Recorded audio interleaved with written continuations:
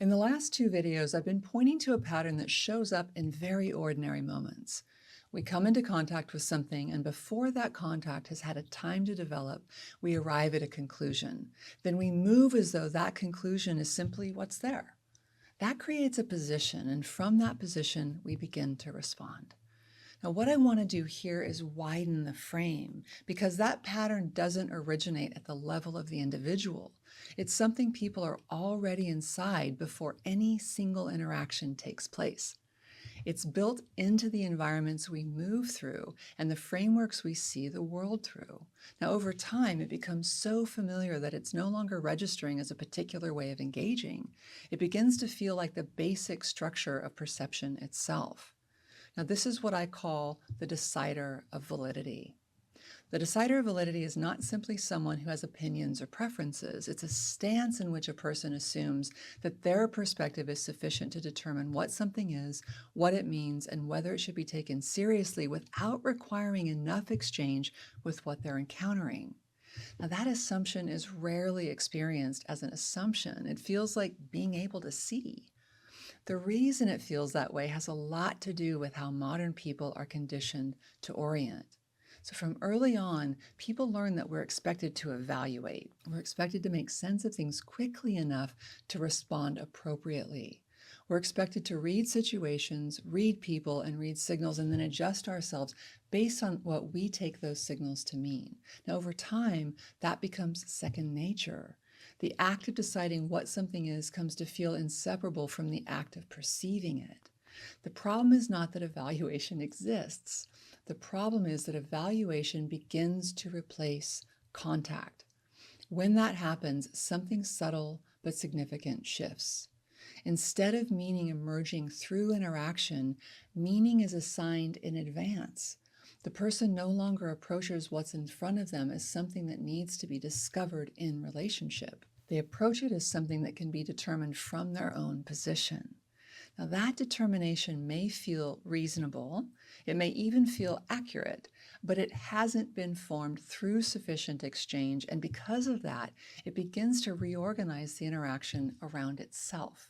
You can see this very clearly when you look at how people learn to function in different environments. So take a workplace, for example. There are usually unspoken agreements about what competence looks like. It may show up as a certain level of confidence, a certain way of structuring ideas, or a certain pace of response. People notice, often without being explicitly told, that some ways of speaking are taken seriously and others aren't. And over time, they begin to adapt. They learn how to present their thoughts in ways that align with what the environment recognizes as credible. Now, what gets rewarded is not necessarily what's most accurate or even what's most competent. It's what fits the criteria the environment is already using to determine validity. Now, a similar process happens socially. Some people are met with openness, while others are met with hesitation or doubt before they've even fully expressed themselves. Now, that difference is rarely named. It's treated as if it reflects something inherent about the person being perceived. And in reality, it's often a reflection of the criteria the observer's using. Those criteria are not neutral. They're shaped by culture, by experience, and by the invisible frameworks that define what counts as trustworthy, intelligent, grounded, or acceptable. And this becomes even more pronounced in spaces that are explicitly oriented toward growth or awareness. So in many self-development and spiritual environments, there are subtle but powerful expectations about how reality should be expressed. Certain forms of coherence are treated as indicators of depth. Certain emotional tones are taken as signs of regulation or maturity. Certain ways of describing experience are recognized as more legitimate than others. And as a result, people begin to shape how they speak and how they present what they're going through. They learn which parts of their experience will be received and which parts will be questioned or dismissed. They learn how to translate themselves into language that the space will recognize. Now, from the outside, this can look like consciousness, but if you look closely, you can see something else is happening as well. The person is orienting toward recognition. They're learning how to remain within the range of what the environment will validate. Now, that's not the same thing as being met in their actual experience. It's being aligned with the criteria that determine whether their experience will be acknowledged. Once that pattern's in place, it begins to shape how people engage across the board. So instead of approaching an interaction as something that needs to be discovered together, they approach it with the underlying question, does this meet the threshold of what counts? That question is often implicit, but it is active. It influences what gets attention, what gets questioned, and what gets ignored. Now, over time, this creates a situation in which validity is no longer inherent to the fact that something exists. It becomes something that must be granted. Now, that has real consequences. When validity has to be granted, attention becomes conditional. Care becomes conditional. The amount of room something is given depends on how it's being read. People begin to feel that. They can sense when they're being evaluated rather than engaged. They can feel when a response is being formed before they've been fully heard. They can feel when the interaction is narrowing around a conclusion that's already been reached. And because people feel those dynamics, they adapt to them. They begin to anticipate how they'll be read. They begin to adjust their expression before they even speak. They become more careful about what they reveal and how they reveal it. And in some cases, they become more polished. In other cases, they become more guarded. Either way, their participation is no longer just about engaging what's in front of them. It's also about managing how they'll be perceived within the field they're in. This is part of what allows the decider of validity to sustain itself.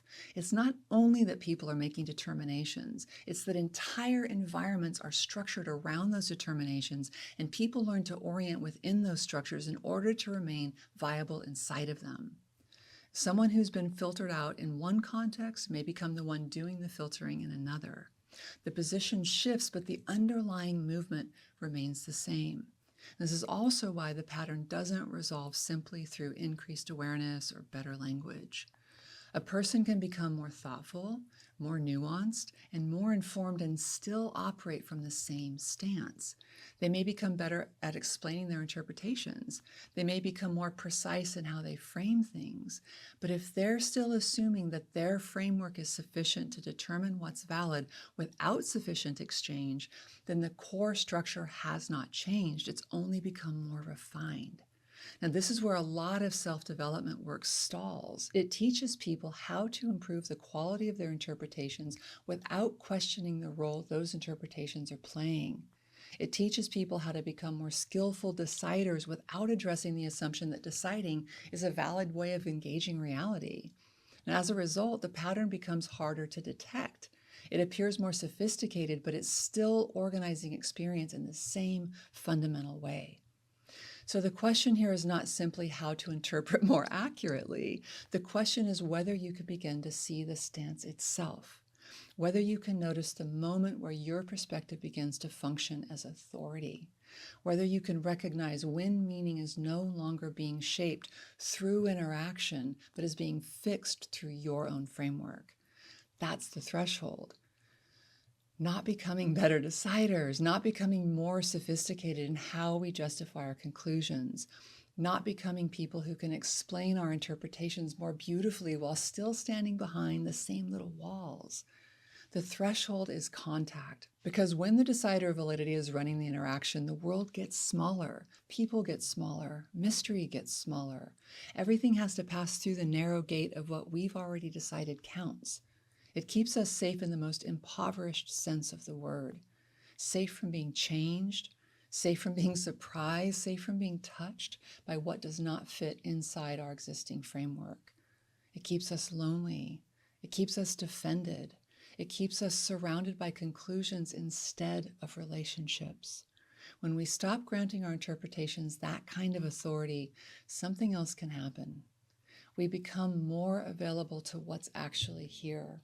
We can learn, we can grow, we can be surprised, we can be corrected by reality, we can participate in something larger than the small, sealed room of our own certainty. And sometimes what gets through is wonder. Sometimes what gets through is love. Sometimes what gets through is the person in front of us finally no longer reduced to what we decided they were. Sometimes what gets through is the world itself, alive and strange and more beautiful than our conclusions allowed us to perceive. The invitation is to loosen the grip of conclusion long enough for other beings and the world itself to become more than our ideas about them. Let life be as intimate as it is. Let contact return. Let the miracle reach you. Insight can be powerful, but it's not actual transformation. Transformation requires training. Inside the inner sanctum, you'll enter structured training for changing how you perceive, respond, and participate in this hot and holy life. Join us inside the temple. Links in description.